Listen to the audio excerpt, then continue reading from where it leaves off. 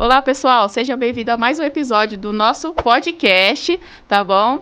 E quem não assistiu nenhum episódio ainda ou pulou algum, já corre lá para ficar por dentro, não perder nada, tá bom?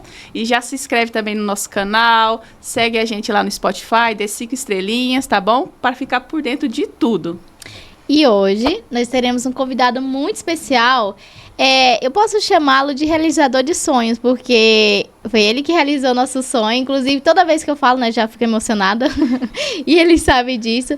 Mas a gente tem um convidado muito especial hoje para falar de um assunto que é muito importante, assim, que muitas famílias buscam, né? Eu sei que é um assunto tão pouco... Antes era muito pouco falado, né? E hoje em dia muitas pessoas estão buscando, quebrando um pouco as barreiras, né? O preconceito. E seja muito bem-vindo, Dr. Geraldo. Seja bem-vindo, Dr. Geraldo. A gente está muito feliz de tê-lo aqui. Fique à vontade para se apresentar para todo mundo. Muito obrigado, é um prazer muito grande estar com vocês. Além de pacientes, ficaram amigas. Verdade. E a gente sente saudades da época que você estava grávida, a gente se via todo mês. A gente sente muita falta também, viu? Eu sou Geraldo Caldeira, eu faço reprodução humana há mais de 35 anos. E devo ter feito mais de 5.000 FIVs e uns 10.000 partos. Meu Deus. Então, tem uma longa trajetória. Conta pra gente um pouquinho, doutor Geraldo, como foi, né, que tudo isso começou, né, essa área, né, da fertilização, que na verdade não é só fertilização, né, tem inseminação também, né, mas conta um pouquinho pra gente como que foi, né, iniciar, como foi esse processo, né. Assim, a faculdade de medicina é uma coisa muito ampla, então você tem muitas especialidades e muitas subespecialidades. No terceiro ano eu achava que eu ia fazer otorrino, eu gostava muito de otorrino. Depois no quarto ano eu achava que ia fazer neuro, eu gostava muito de neuro. Depois eu fui fazer maternidade no quarto ano, eu comecei a dar plantão na maternidade, aí gostei de fazer parto e foi indo, daí eu fui fazer residência de ginecologia e obstetrícia. Na época, não tinha ultrassom ainda, quando eu estava saindo da residência que estava vindo ultrassom para o Brasil e não tinha ultrassom transvaginal. Depois que eu acabei a residência, eu fui para a Espanha fazer ultrassom lá, curso lá, porque não tinha ultrassom. Aqui no Brasil não tinha curso de ultrassom no Brasil. Quando eu voltei, aí me convidaram para trabalhar numa clínica de reprodução, que na época tinha pouquíssimas para fazer ultrassom transvaginal. E eu fui trabalhar com o Dr. Dirceu Henrique Mendes Pereira, trabalhei acho que uns 5 anos com ele, depois eu saí de lá, voltei para a Espanha, fui fazer reprodução humana, porque a clínica dele era uma clínica de reprodução, eu aprendi um pouco de reprodução, voltei para a Espanha para fazer reprodução. E daí fiquei só no consultório, e estou no consultório há 35 anos. Nossa, é muito tempo, né? É muito tempo. E, doutor Geraldo, hoje em dia as pessoas perguntam muito, né? O que é fertilização, né? Como que esse processo todo acontece e qual que seria a diferença, né, de fertilização e inseminação? Conta um pouquinho pra gente, né? O que seria esse processo? Um pouquinho da pergunta anterior, ainda assim. Fazer parto é um negócio muito legal, uma emoção, trazer uma vida para o mundo é um negócio muito, muito emocionante. Mas mais emocionante é fazer o pré-vida, né? Que é a reprodução humana. Então, quando eu comecei a mexer com reprodução, eu falei, nossa, isso é muito mais legal, porque você faz o tratamento para engravidar, depois ainda você vai fazer o parto, quer dizer, uma emoção, você acompanha do zero até o bebê no colo, que é muito emocionante. E assim, então você tem a inseminação, que basicamente você tem 3 tratamentos, você tem o coito natural programado, quando você estimula a ovulação da paciente, acompanha com ultrassom o dia que ela vai ovular e fala, vai para casa, tem relação hoje e amanhã. Isso chama-se coito natural programado, te dá ao redor de 15% a 20% de taxa de gravidez por tentativa. A inseminação, no dia da ovulação, você faz a mesma coisa, acompanha a ovulação da paciente, no dia que a paciente vai ovular, o marido colhe o sêmen, você capacita o sêmen, não é para fazer inseminação caseira sem preparação de sêmen, isso é um absurdo. Pelo amor de Deus, não façam isso. Então, o sêmen é preparado no laboratório, é capacitado, os espermatozoides são colocados em meio de cultura, a gente passa uma sondinha e joga os espermatozoides na trompa do lado que a paciente lá está ovulando. A inseminação intrauterina te dá uma taxa de gravidez de uns 30% mais ou menos. É o dobro da relação natural. E a fertilização in vitro te dá mais de 60%. Então você fala, por que a gente faz muita fertilização? Pela taxa de sucesso. Você fala assim, fiz uma inseminação, não deu certo. Fiz a segunda inseminação, não deu certo. Você fala, vai fazer quantas inseminações? Então, você fala, tem muita paciente que vai para a fertilização direto, porque ela fala, eu vou gastar tanto para fazer uma inseminação, não vai dar certo, eu vou gastar o dobro e vou para a fertilização Já e que a taxa resolve é maior, né? que a taxa de gravidez é maior. Então, as pessoas perguntam, né, muito pra gente, assim, por que vocês escolheram a FIV, né? E justamente por isso também, né? Inclusive, a gente nem comentou sobre isso. Verdade. Pela taxa de sucesso. Porque, assim, o custo é maior, mas a chance de você ter o tão sonhado positivo, né, é muito maior. Então, É vale o dobro muito... Além vale de ser muito uma mais a pena. gestação compartilhada, o sucesso era Isso. maior, né? Então, tudo ficou ligado ali. Exatamente. Então, é que na inseminação não dá para usar óvulo de uma na outra. Uma vai gestar com o óvulo dela, ponto. Isso. Então você fala, na fertilização a gente faz gestação compartilhada. Eu colho o óvulo de uma paciente, fertilizo e transfiro na outra. Então as duas participam do processo. Então tem algumas vantagens na fertilização in vitro. Outra vantagem importante da fertilização é o estudo genético do embrião. Em pacientes com mais de 36 anos, 37, 38, vale a pena fazer o PGS, que é o estudo genético do embrião. Então você vai ter certeza que aquele embriãozinho é geneticamente saudável. Você fala, por quê? Quando o risco é pequeno, em paciente jovem, é bobagem fazer. Mas quando o risco é grande, vale a pena fazer. Vale a pena. No nosso caso, assim, a gente não fez, né? Inclusive por sugestão, né? Do Dr. Geraldo, ele, por ser jovem, pelos nossos exames darem tudo certo, né? Também. Então, tem toda essa questão. E, doutor Geraldo, hoje em dia, assim, a gente sabe que as pessoas procuram muito, né, a fertilização para fazer por conta da taxa de sucesso. Tem muita procura também pela inseminação? Tem. Pelo fato de ser um custo mais baixo, porque a maioria das famílias, né, não tem condições, né, tem o sonho de realizar, mas não tem muita condição financeira. Muitas das vezes eles buscam mais pela questão do orçamento, né? Aí vai lá qual que é mais barato, qual que dá mais, né? É igual o Dr. Geraldo, né, mencionou, essa inseminação caseira, pelo amor de Deus, porque as pessoas acham que é assim, só pegar e colocar. Não, tem todo um preparo, né? Tem que tirar ali tudo bonitinho, certinho, para depois começar o procedimento. Né? E tem muita gente que fala, mas comigo deu super certo, eu aqui com meu filho. Mas assim, é sempre, né? É uma taxa, negócio, né, gente? Né? É a minoria, né? Então não dá para levar em consideração. Não, e você tem um risco muito grande de doenças sexualmente transmissíveis. Sim. Então, você fala assim, sífilis, ainda você trata. Agora, HIV, pegou HIV, vai tomar remédio o resto da vida. Então, é um absurdo fazer inseminação caseira, porque não é obrigado a fazer as sorologias, você não faz análise do esperma, então assim, não deve fazer, pelo amor de Deus. A gente vai lendo as perguntas, porque tem muita coisa, tá bom? Tem muitas perguntas aqui que são super importantes, eu tenho certeza que vai ajudar vocês aí, né, tirando todas as dúvidas. Mas assim, qual o primeiro passo, né, para saber se a FIV é o melhor procedimento? Por onde começar? É assim, todo casal precisa ter um diagnóstico. É importante. Você chega lá e fala, por que eu não estou engravidando? Não sei. Não sei, mas você já fez chapa das trompas? Não. Já fez espermograma? Já fez dosagem de hormônio?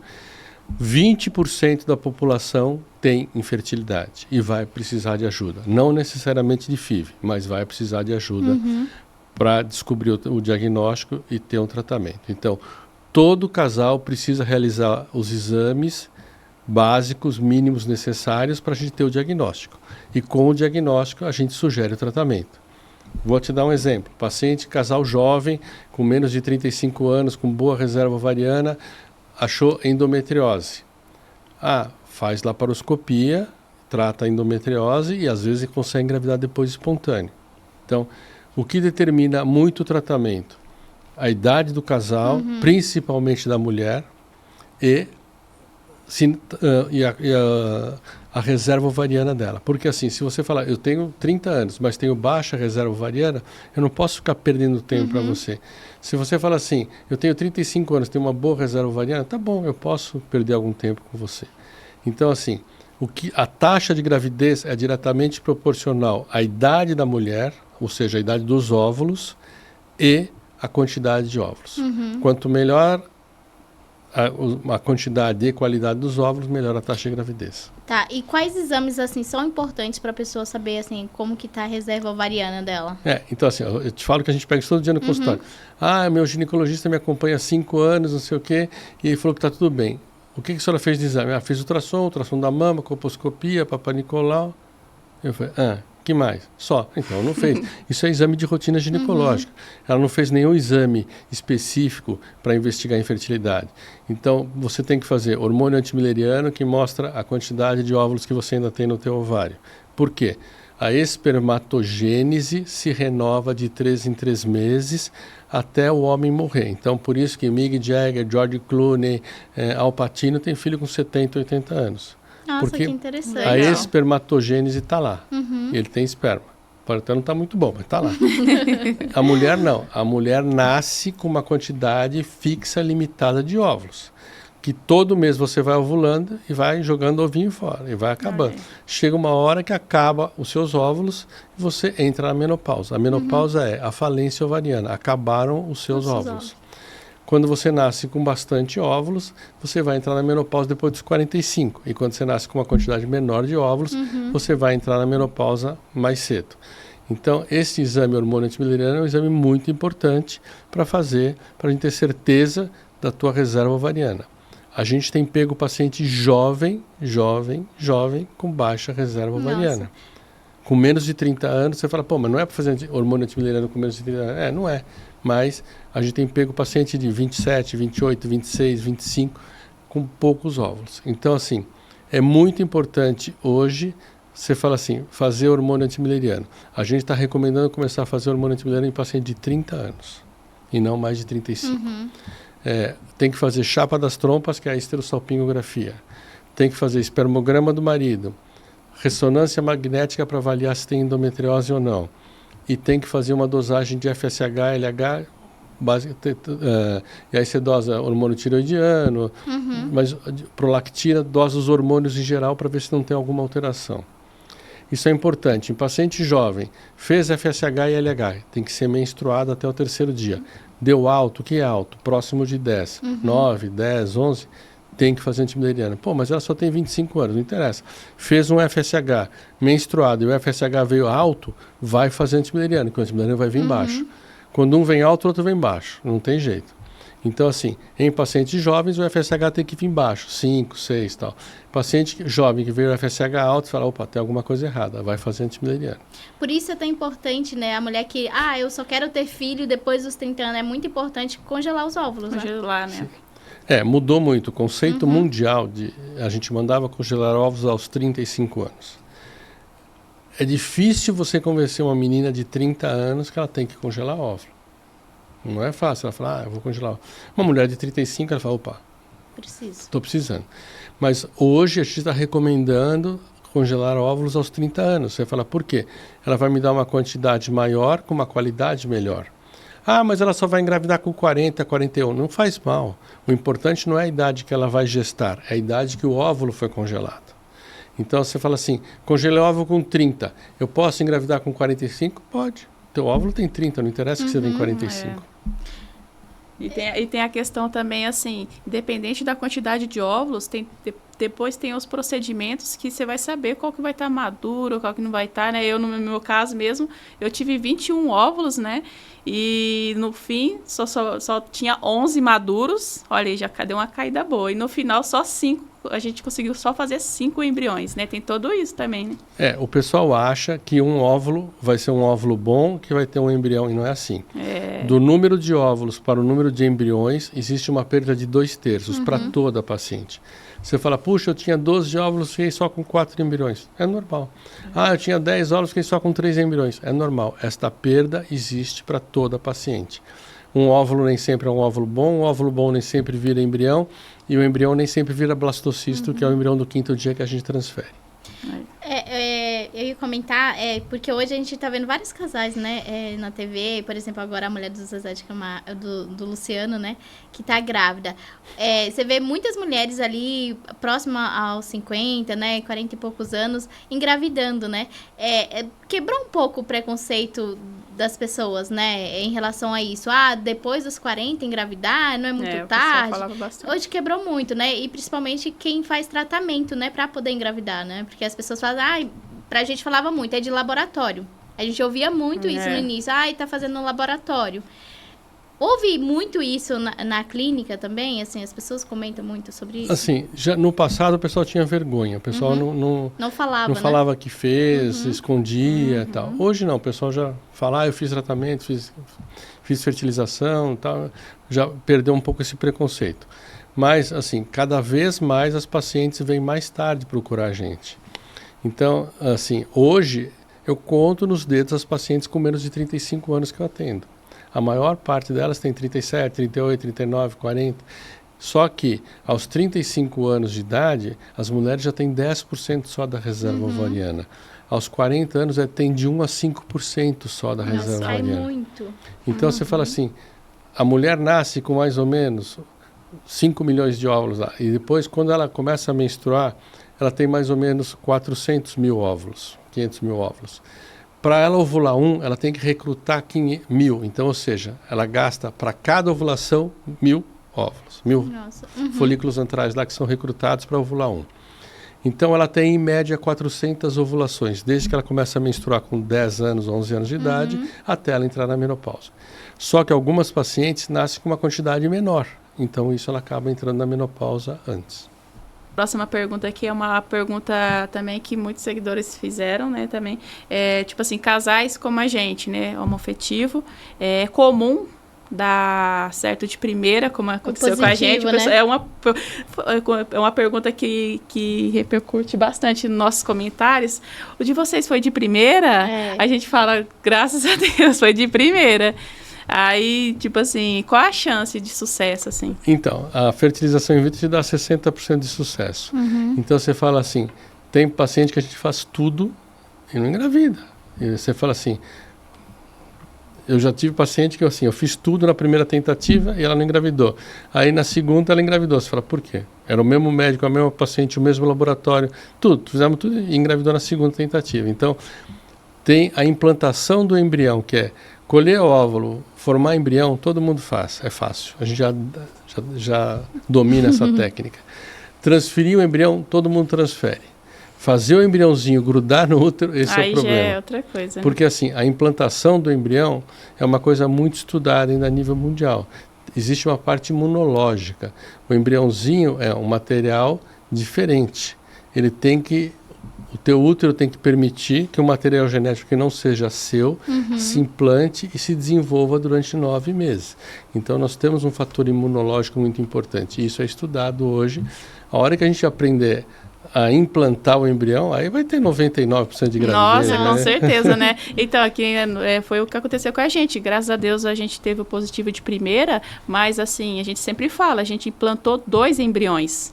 Tipo assim, um não grudou na parede do útero. Se a gente tivesse colocado só um, talvez, se fosse esse que não grudou, infelizmente teria dado negativo também, né? Por isso que é a questão, né, de se aumenta ou não a chance, né? Eu colocando mais de um, né, implantando mais de um embrião, aumenta a chance de sucesso? Poderia os 2 não ter grudado também, né? É assim, a taxa de gravidez não é cumulativa por embrião. Então, não adianta você transferir 3 embriões, 4 embriões, que eu não vou te garantir 100% de sucesso. Hoje, a recomendação médica é transfira sempre um de cada vez. Porque se você engravida de gêmeos, você está aumentando o teu risco de parto prematuro, de diabetes gestacional e de pressão alta. Isso mesmo. Não quer dizer que você vai ter tudo isso, você pode não ter nada. Mas você está aumentando o teu risco não pela fertilização, mas pela gemelaridade. Então, você fala assim, transfiro um ou transfere 2? Eu falo, transfira um de cada vez. Eu quero transferir 2, porque se vier gêmeos resolve minha vida. Aí tudo bem, daí a gente põe 2. Acho que mais de 10 anos que eu não transfiro mais do que 2 embriões. E quando tem trigêmeos? Às vezes acontece desse embriãozinho se dividir em 2 iguais, em 1%.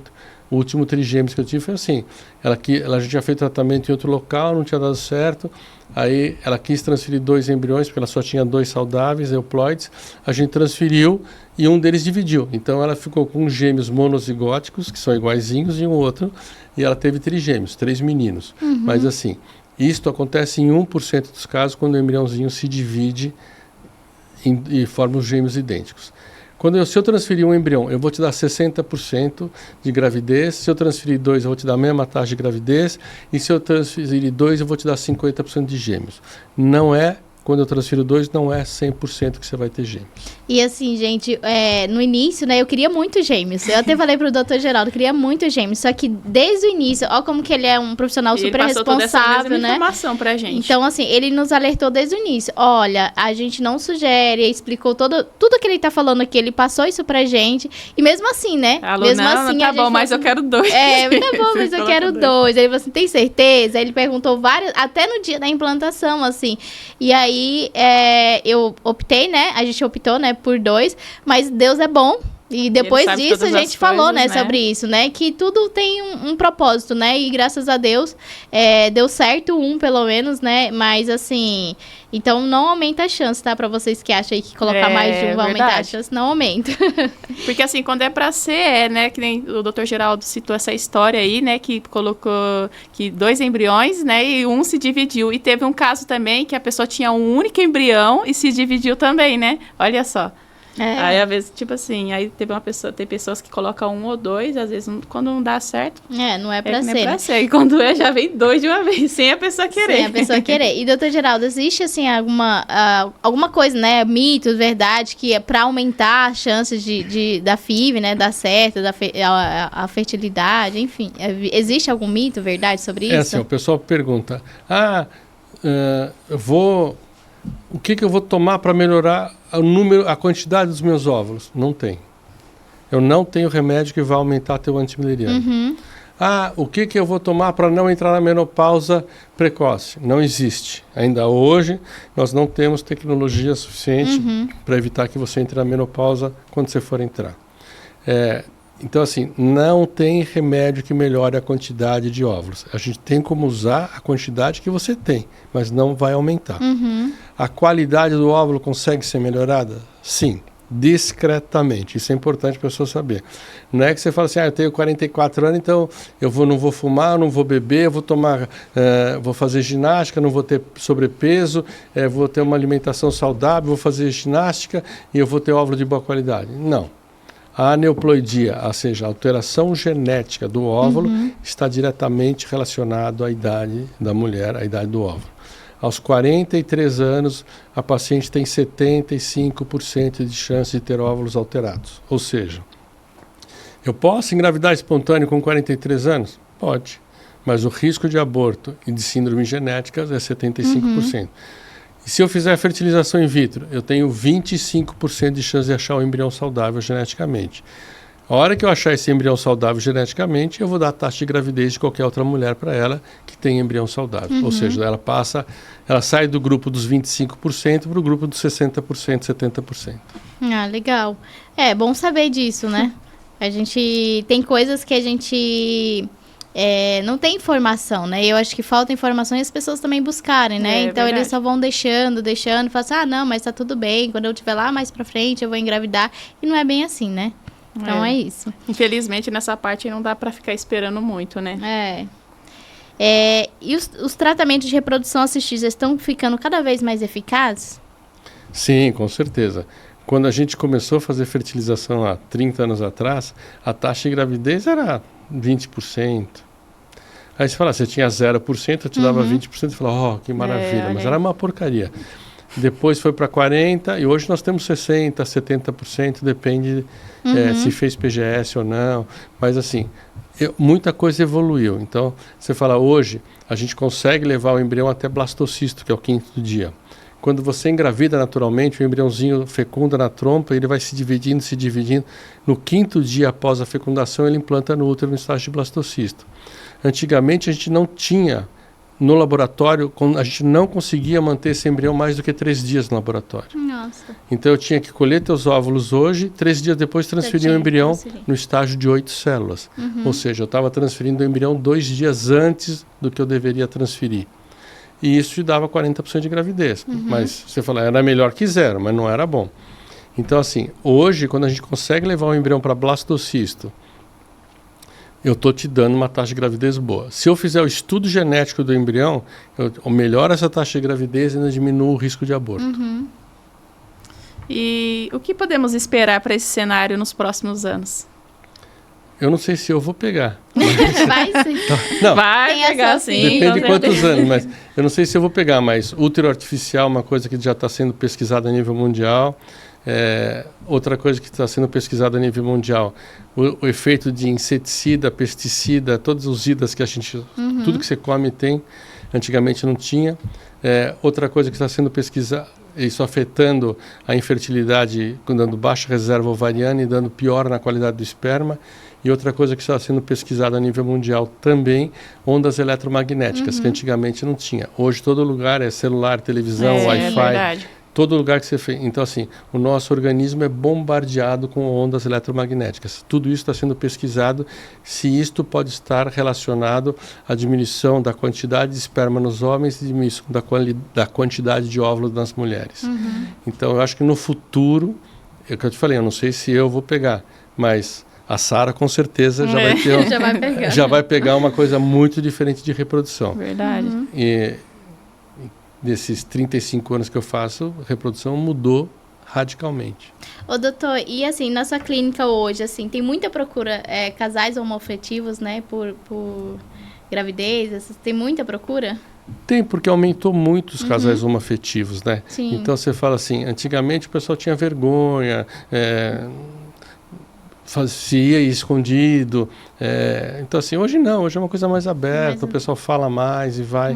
Eu estou com 3 casais homoafetivos femininos agora grávidas, que fizeram tratamento há 2 meses atrás, estão grávidas. Hein? Tão Ai, que grávidas. legal. E outra coisa que eu ia perguntar também, que é o que os seguidores sempre perguntam, né? Por ser um procedimento caro, quais meios hoje existem, né, para facilitar, né, para que eles possam realizar esse Sonho, sonho, né? Eu sei que na sua clínica tem alguns meios, né? Se puder falar um pouquinho para eles, né, inclusive. Infelizmente ainda é um processo caro. Sim. A medicação é cara, laboratório é caro, biólogo. Então assim, para você fazer um laboratório de boa qualidade, você tem material caro, isso é importado. Então assim, hoje uma fertilização ainda é um processo caro. Você fala, por que a gente não faz estudo genético em todo mundo? Porque é caro. É caro. Então você fala, o estudo genético encarece mais R$3.000 por embrião que você fizer estudo genético. Então, você fala assim, se você tiver 3 embriões, encareceu R$9.000 o tratamento. Então, hoje, a fertilização in vitro, ainda nós temos algumas restrições, porque ainda é um processo caro.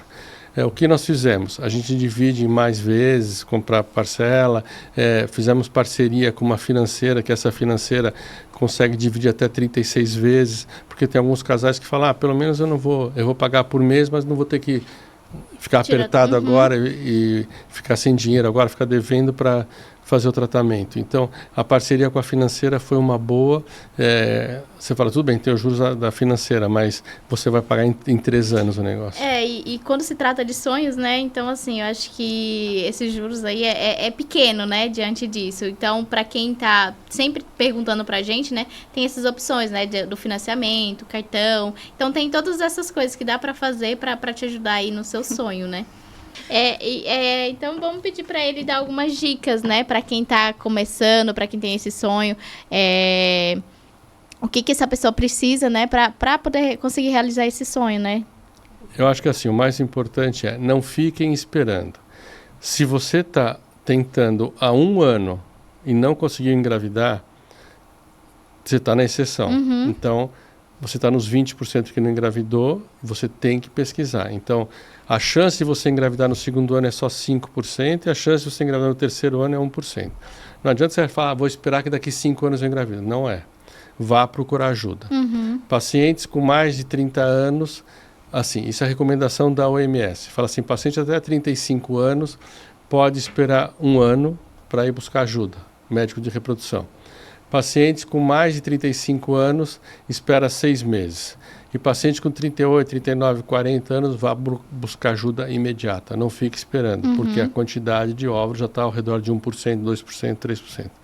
Então, e o risco de chance de embrião alterado geneticamente é muito grande depois dos 40 anos.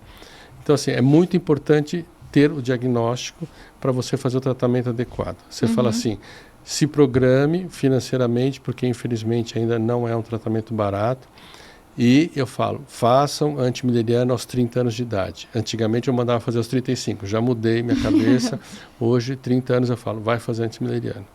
É super importante. Quando a gente fez, quando a gente estava nesse processo, né, e as seguidoras perguntavam muito quais eram os exames que a gente tinha feito. E a gente comentava sobre o antimileriano. E elas falavam, mas o meu ginecologista não pediu esse exame. Aí eu falo, é super importante fazer, porque é a partir dele, né, que você consegue medir, né, se você tem uma boa reserva ovariana ou não, né?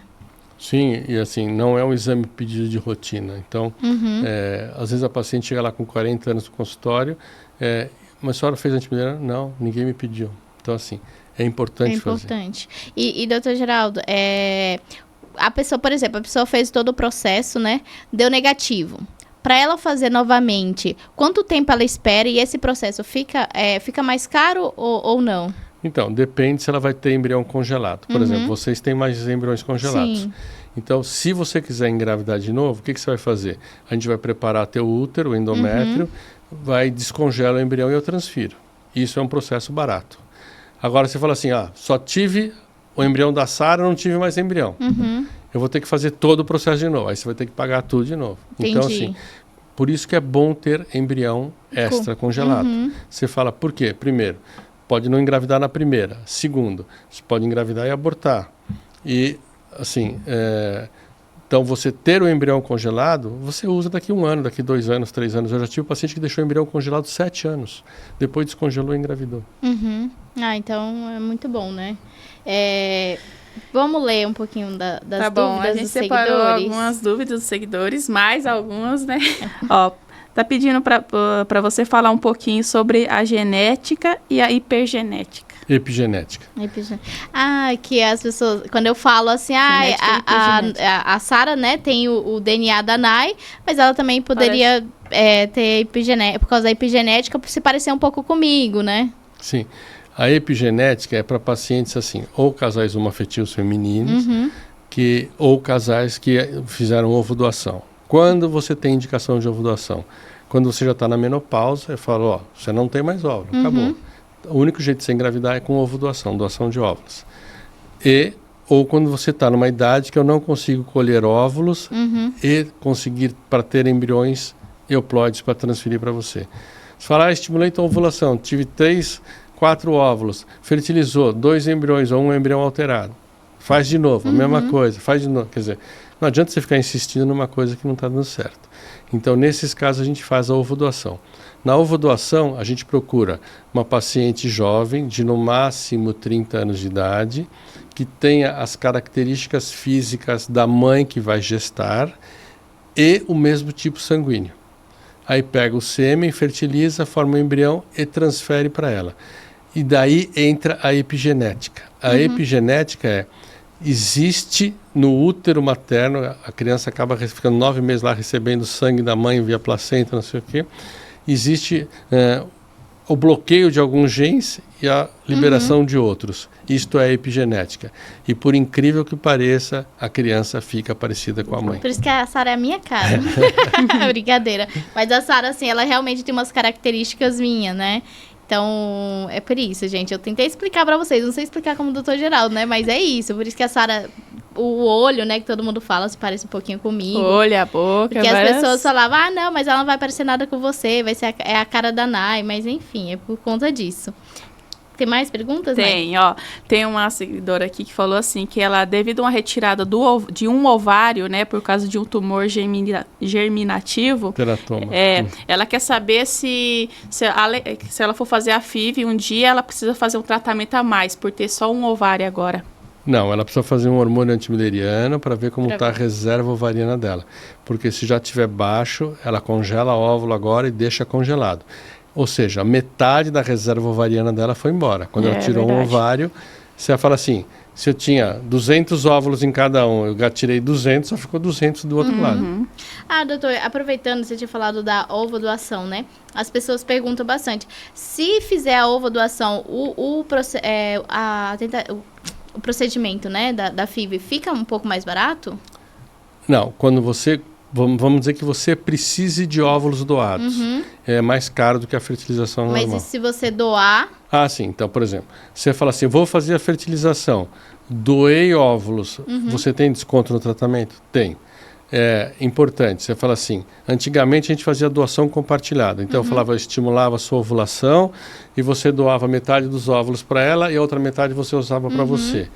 Só que isso às vezes dá errado, porque se você não me der um número bom de óvulos, você fala, dei 15, vai ficar 7 para cada uma. Então assim, hoje a gente fala o quê? Vai doar óvulos, você faz um ciclo para estimular e doa, e depois você faz um ciclo para você. Tá. Tem alguma diferença do processo, desse processo, né? Casal homoafetivo e heterossexual? Nada. A única coisa, a vantagem que o casal homoafetivo feminino tem é o fato de você poder usar o seu óvulo e ela gestar. Bom, no casal hétero, assim, é o sêmen do marido e o óvulo da mulher, e acabou. Pronto, acabou, né? E assim, e hoje em dia, não pode... Antigamente, eu não sei se antigamente podia, né? Mas usar o óvulo das duas. Então, você pode até fertilizar os óvulos das duas. Eu posso estimular a sua ovulação, a ovulação dela, colho e formo os embriões. Eu não posso transferir os dois juntos, um seu e um dela. Eu posso transferir 2 seus ou posso transferir 2 dela, mas um de cada o CRM não permite. Mas já em algum momento isso podia ou não? Não, isso não é permitido. Ah, tá bom. É porque tem uma pessoa que ela fez, só que aí assim, elas não sabiam quem era a mãe biológica, né? Porque eles iam fazer dessa forma. Mas daí é só, nasceu o neném, faz exame de DNA, acabou. DNA. Isso é fácil, não tem? Uma média, mais ou menos. A gente sempre fala que vai depender de paciente para paciente, né? Porque tem paciente que vai, no meio do caminho, vai precisar fazer um tratamento. Então, assim, uns exames a mais. A gente fala mais ou menos uma média, né? Mas tem gente que gasta mais de 40 mil, né? Tem gente que gasta um pouco menos. Então, vai depender muito de paciente, né? Eu acho que depende muito da idade da paciente, da quantidade de óvulos, da qualidade, da necessidade de fazer estudo genético ou não. Então, assim, um tratamento pode ir de 30 a 40 mil nessa faixa. Sossegada.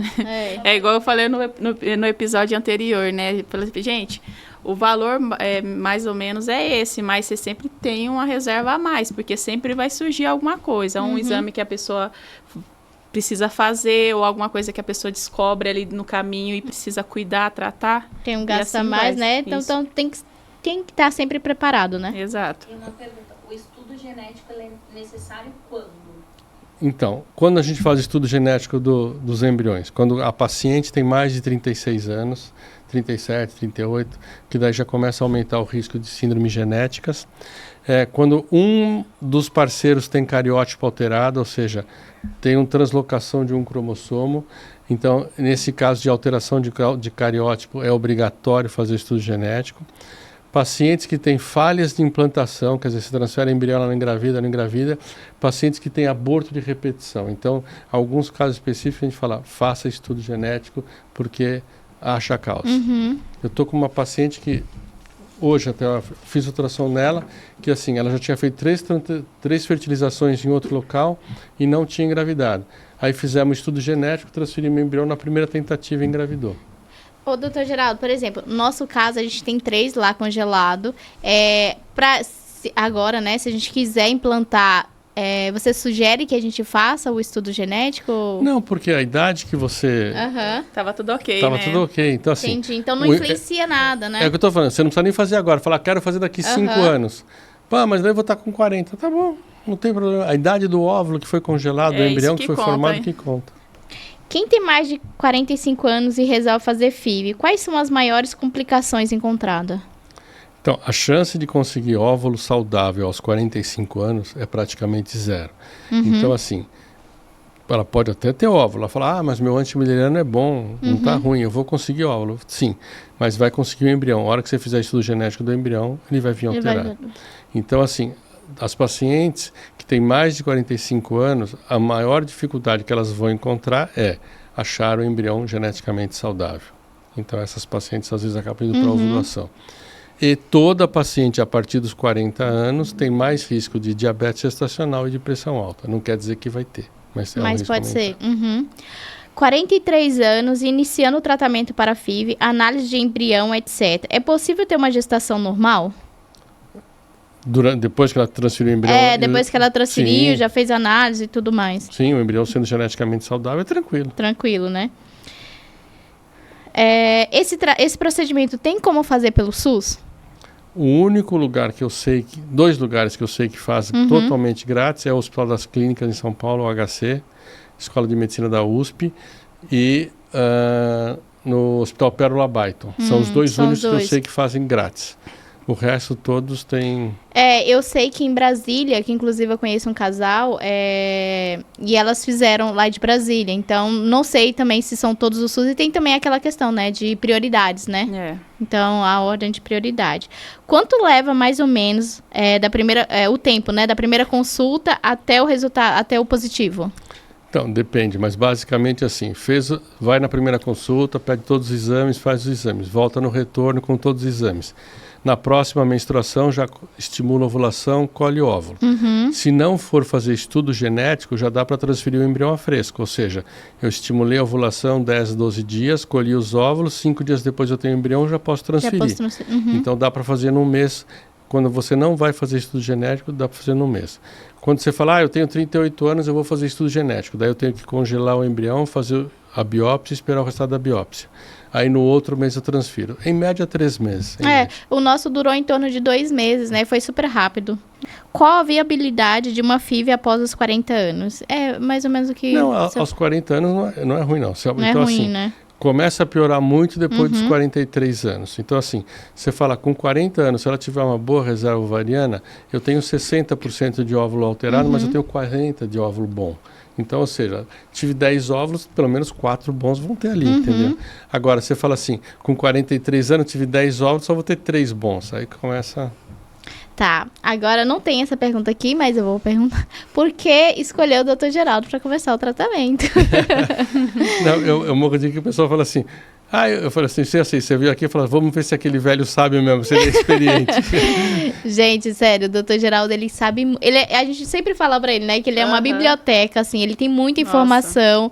E, assim... Pode falar, doutor Geraldo, por que você, viu? Porque a gente já falou, inclusive no vídeo anterior, sempre fala, né, do porquê que a gente escolheu você, assim, só o fato de a gente sentir acolhida, né, porque, assim, quando a gente chegou no seu consultório, a primeira coisa que você perguntou pra gente, né, por que a gente estava escolhendo, quis conhecer um pouco mais da nossa história. E isso, assim, a gente sentiu abraçado, importante, né? O que não aconteceu em outras clínicas. Então, por que as pessoas devem, né, escolher o Dr. Geraldo para começar o tratamento? Eu acho que, assim, é muito importante. As pacientes que toda paciente que vai fazer tratamento, eu dou meu celular, porque elas vão ter dúvida à noite para... Chega em casa, achei que perguntei tudo e esqueci. Manda zap, eu respondo. É importante a paciente ficar segura. Ela fala assim, se eu precisar falar com ele, sábado, domingo eu vou conseguir. Se eu precisar falar com ele de madrugada, eu vou conseguir.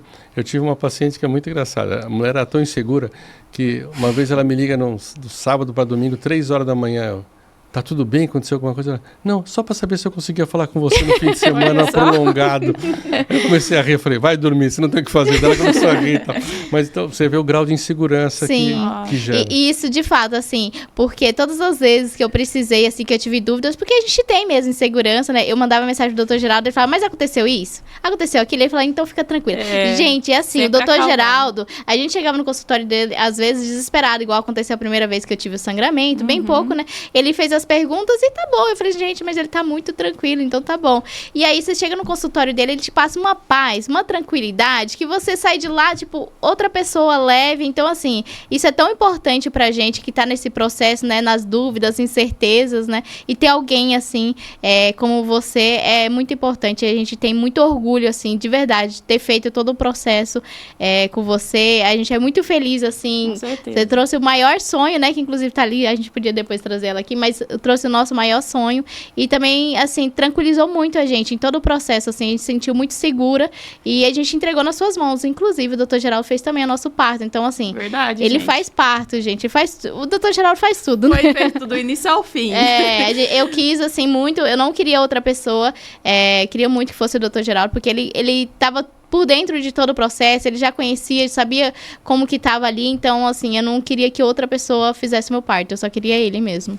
É que nem quando a Sara nasceu, né, as enfermeiras falaram assim, nossa, nem parece são mãe de primeira viagem, né, vocês estão tão tranquilas, porque a Sara chorava bastante, né, então, o que eu quero dizer é assim, que além do doutor Geraldo ajudar a trazer a Sarinha no mundo, assim, ao mesmo tempo ele ajudou, criou duas mães juntas, assim, Foi. porque a preparação, né, que no caso, às vezes, Verdade. tu vai em lugares, assim, que a gente vai, assim, teve até um episódio, eu não vou lembrar do que aconteceu, que a pessoa falou, tá acontecendo isso, não sei se foi foi quando a Sarinha não tava ganhando peso, né, a gente ficou super preocupados, aí a pessoa falou, ela tem que qualquer coisa, tem que fazer sei o quê. Aí a gente chegou no doutor Geraldo, isso está acontecendo. Não, tá tranquilo, vamos continuar aqui, se precisar, assim, a gente vai acompanhando. E aí você vê, sempre tranquilizando a gente do começo ao fim, eu acho que isso foi o motivo maior da gente estar sempre firme ali, foi aprendendo dia após dia ali, e estamos aqui firme e forte. Então aí, a Sarinha também. Pronta já para um futuro outro filho aí, irmãozinho pra Sara. Logo a gente tá batendo na porta lá de novo, hein? Só não vai querer pôr os 3, pelo amor de Deus. Não vai deixar, eu vou lembrar. Falou. Tem 3 e agora? Se for pôr 2, vai ficar 1. Mas é isso, assim, a gente queria agradecer de coração, assim. A gente sempre agradece, né? Mas por tudo que você fez por nós.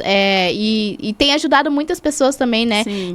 Todas as vezes que a gente as pessoas mandavam dúvida, né? As seguidores mandavam dúvida, eu mandava pro Dr. Geraldo. Pra ele, sempre solícito, né? Ajudava as seguidoras. Então, assim, gente, se vocês estão aí procurando, tá em busca de uma clínica confiável, de um médico especial, porque esse é muito especial, então procurem o Dr. Geraldo, tá? A gente vai deixar o @, dele aqui pra vocês seguirem ele já.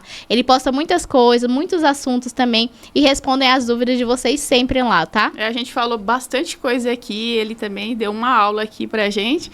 Mas lá, todo dia, lá ele tá postando um videozinho falando sobre mais, querer saber sobre mais assuntos ainda, talvez tenha algo que a gente não tenha falado aqui. Pode correr lá no perfil dele, que com certeza vai ter.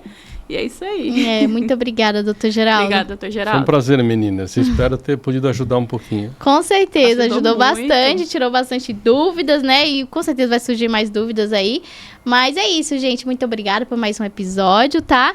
E hoje o nosso convidado especial, mais que especial, né? Foi o Dr. Geraldo. E é isso, até o próximo. Tchau, tchau. Tchau.